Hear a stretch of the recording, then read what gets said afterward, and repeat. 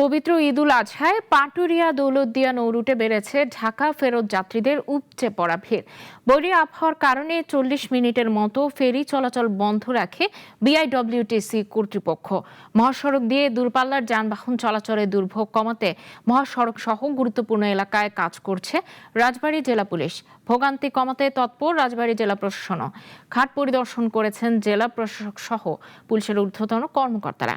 ঈদে এই নৌরুটে পশুবাহী ট্রাক ও যাত্রী পারাপারের 17টি ফেরি চলাচল করবে বলে জানায় সংশ্লিষ্টরা। এখনো পর্যন্ত ফেরি পাই নাই। এখন ঘাটের মাথায় আইসি বলতে আশা করা যায় এটা পাতি পাই। 3 থেকে 4 ঘন্টা এখানে বসেছিলাম।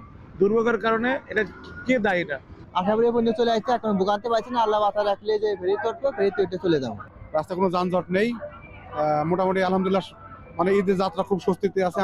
আমরা আমাদের দায়িত্ব পালন করছি, পাশাপাশি আমরা জনগণকে উদাত্ত আহ্বান জানাচ্ছি যে জনগণ যাতে তাদের জীবনের গুরুত্ব বুঝতে পারে এবং ফেরিতে গাড়ি ওঠার সময় তারা যাতে নেমে দাঁড়ায় এবং গাড়িটা সুন্দরভাবে ওঠার পর তারা যাতে গাড়িতে উঠে বসে।